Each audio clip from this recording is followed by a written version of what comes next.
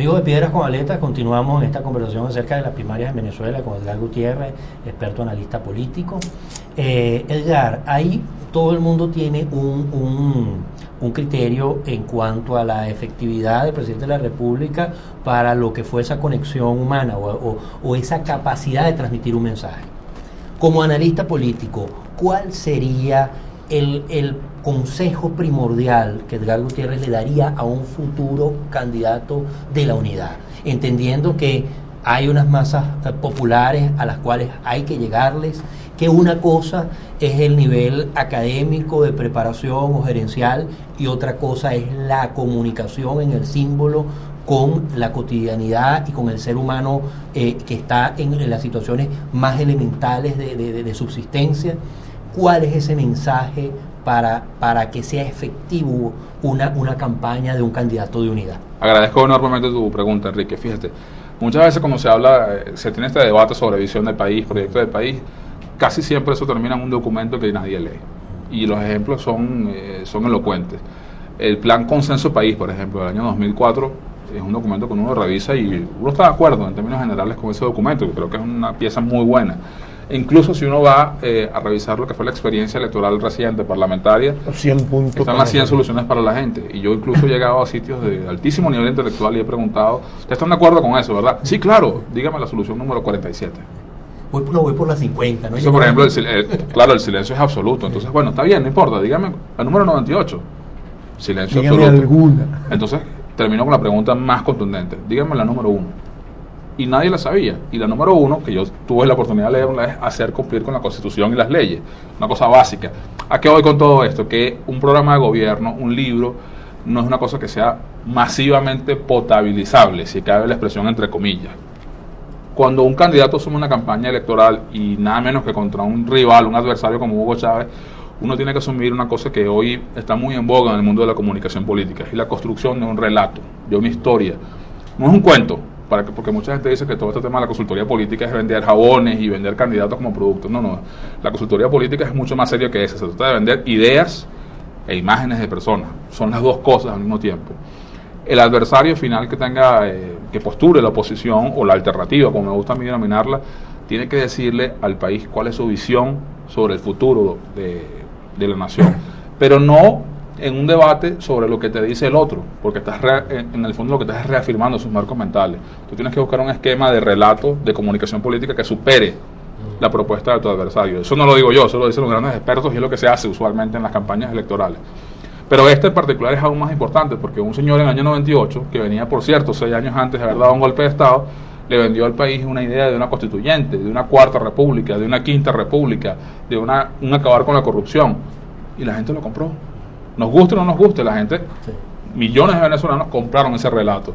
No le digo ahora a ese candidato que copie eso, todo lo contrario, sino que su planteamiento histórico de pasado, presente y futuro tiene que reconocer esa realidad, quizás sin mencionarla, y superarla. Ese es el consejo central que yo daría en términos de comunicación. Y en ese sentido, difiriendo un poco de ti en cuanto a que no tiene muchas posibilidades un candidato de oposición, como a mí me gusta llamarlo en lugar de la alternativa, oponiéndose simplemente a Chávez, ¿no hay de verdad una necesidad de marcar una diferencia con Chávez en tanto que el proyecto que Chávez ha desarrollado, aunque no se ha atrevido a llamarlo todavía así, es claramente un proyecto comunista? ¿Cuál crees tú que sería la palabra clave para que la oposición lanzase un proyecto de sociedad? Agradezco aún más tu pregunta, porque tú tienes que tener con tu adversario puntos de acuerdo y puntos de conflicto, no necesariamente de desacuerdo, sino de conflicto. Yo creo que nadie puede estar en desacuerdo que la atención a lo social es una necesidad estratégica para el país como nación. Y en eso quizás estemos, aunque sea desde el punto de vista de la forma, de acuerdo con Chávez, al menos yo lo estoy. Ahora, desde el punto de vista de lo que es el comunismo, el tema de la propiedad, el tema de los derechos económicos, el tema de la Fuerza Armada, hay un sinfín de elementos con los que tú puedes entrar en conflicto argumental con tu adversario y sencillamente proponer que él está equivocado, tú estás en la razón, o que él lo ha hecho bien, pero tú lo vas a hacer mejor. Es el campo electoral, pues habría que ver cuáles son las batallas que tú vas a definir, cuál va a querer definir él, porque él también juega, él tiene una cantidad de medios a su disposición y usted entra en un conflicto electoral en situación de minoría, al menos desde el punto de vista del uso de los recursos financieros, comunicacionales y políticos. Usted, por ejemplo, y conecto este tema con el otro, usted no sabe cuándo es la fecha de la elección presidencial, él sí lo sabe. ¿Cuándo es la elección presidencial? Yo a veces entro a un recinto y hablo y le digo, ¿cuándo son las presidenciales? No, en diciembre del 2012. No está estipulado en ningún sitio en la Constitución. Hasta con eso pueden jugar desde el punto de vista de la oportunidad, de las encuestas, de la opinión pública, del apoyo, de los recursos, etcétera. Pues es una cosa compleja. Un comentario, se comenta en el ambiente político que Manuel Rosales regresa y que publicó una carta, no la he leído, en un blog. Sí, sí. Espéreme, yo voy en marzo del año que viene. ¿Cómo ves tú esa situación entre el tema de una posibilidad electoral del gobernador de Zulia con esta situación de regreso en un nuevo tiempo de Manuel Rosales? Porque un nuevo tiempo quería adelantar las primarias, llega la carta, se enredan, entonces ahora no saben si la propone para este año, para el año que viene. Un comentario sobre esa situación de Manuel En definitiva, en un nuevo tiempo hay unos desacuerdos que me parece que es normal en cualquier partido democrático, eso es normal que ocurra.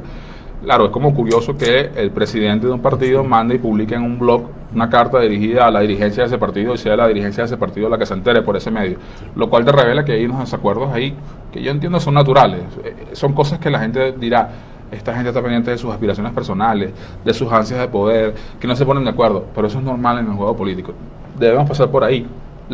Lo que yo agradezco es que vaya a haber primarias y que sea la gente, al final del día, el último árbitro en la democracia. No es un acuerdo entre 2 o 3 partidos, no es un acuerdo entre la dirigencia de un partido con la dirigencia de otro, no, es la gente la que al final decidirá lo que ellos consideren sea la mejor carta para no vencer al presidente de la República, sino comenzar la reconstrucción de un país que tiene todas las oportunidades del mundo. En ese sentido, yo quisiera volver un poquito atrás a mi pregunta anterior, sí, porque no la respondí del todo. Tú muy hábilmente no la respondiste del todo. Pero ahora sí lo voy a hacer, te lo muy prometo. hábilmente, porque mi preocupación fundamental, y me lo paso diciéndoselo a los políticos, a nuestros dirigentes políticos de oposición, es: tú no puedes oponerle al comunismo hoy lo social. Chávez está preocupado por lo social, todo el mundo está preocupado por lo social. Tú no puedes decir yo voy a luchar contra la pobreza, no. Se trata de un modelo económico, Sí. a partir del cual tú puedes construir un modelo político. Y el único modelo económico, creo yo, que se opone al comunismo es el capitalismo. Pero nuestros dirigentes políticos le tienen un terror a esa palabra, urticaria a esa palabra. Sí. Gran pregunta. Déjame intentar no esquivarla. Sí, yo creo que hay que decirlo por la calle del medio, quizás ahí varían las posiciones, quizás uno crea un capitalismo más a secas, por ponerle alguna etiqueta, y quizás otros hablan de capitalismo solidario. Eso lo va a dar el debate político. Pero sin duda, hay una cosa que a los políticos venezolanos le provoca urticaria, pero quizás no han leído bien las encuestas de opinión. El venezolano es profundamente creyente de su propiedad, de su esfuerzo, y eso es muy poderoso. Claro, ¿cómo lo digas?